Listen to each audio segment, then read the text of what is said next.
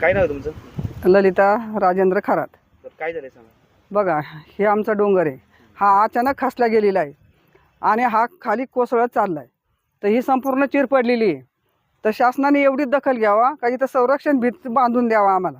आमची चिलीपिली आम्ही कुठं घेऊन जाणार? बारीक बारीक पोरं आहेत, आमची 2च घरं आहेत इथं. आमचं रक्षण करावा ही आमची मागणी आहे. हात जोडून विनंती. ही रात्री घटना घडली, कोसळले आणि जमीन फाटल्या गेली. त्याच्यामुळं आम्हाला धक्का बसला आणि आम्ही सगळी त्या चिंतेमध्ये आहेत. जर घरावर आलं तर आमचं घर हे जाऊ शकतात. त्याच्यामुळं जनावरं, घर आहे, लहान लहान मुलं आहेत, ही आम्ही घेऊन कुठं जायचं?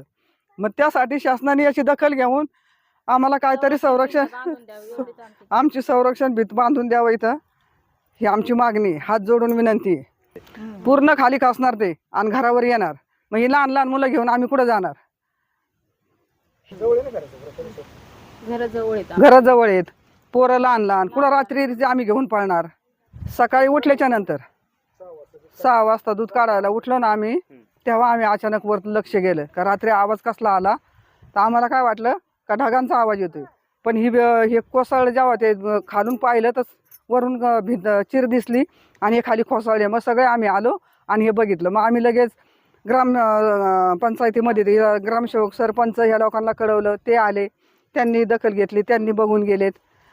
आणि तलाठी मॅडम त्या पण आल्या, त्यांनी पण बघून गेलेत. म्हणजे आम्ही सगळ्यांना कळवलं. हो, भीतीचंच आहे. रात्री जर अचानक जर कोसळलं तर घरावर येऊ शकते. पाऊस कधी पण येऊ शकतोय ना. आता टोटल आम्ही सगळी आमची 6-7 पोरं आणि म्हणजे 10-11 माणसं, 13 जण आहेत आम्ही इथं राहायला.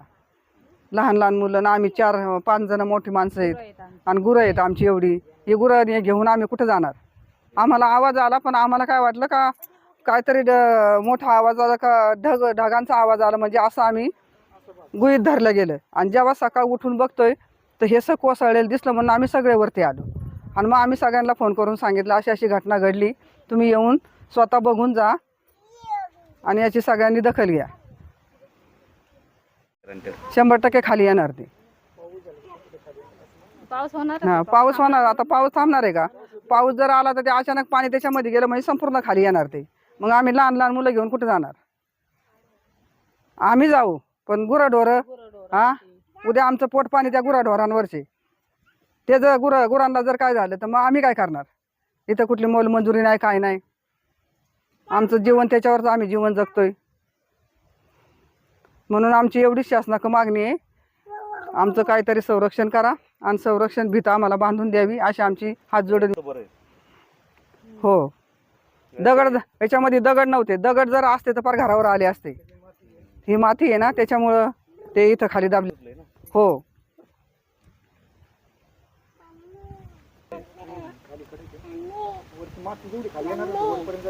आता खाली जरी खडक तर वरची माती संपूर्ण खाली येणार. संपूर्ण अशी भीती गेलेली आहे. मग संपूर्ण ते जर खाली आलं तर अचानक घरावर येऊ शकते. म्हणजे आम्हाला भीतीदायक झालेली आहे. आमची एवढीच मागणी आहे का संरक्षण भीतीचं जर बांधली तर आमचं कुटुंब इथं व्यवस्थित राहू शकते आणि आमची सुरक्षा पण होऊ शकते. म्हणजे त्याच्यापासून मग आम्हाला काही धोका नाही. एवढीच आमची मागणी आहे शासनाकडं.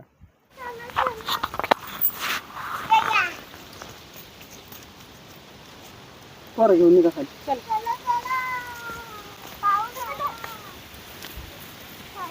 माझं नाव राजेंद्र कृष्ण खरात, गावच ते.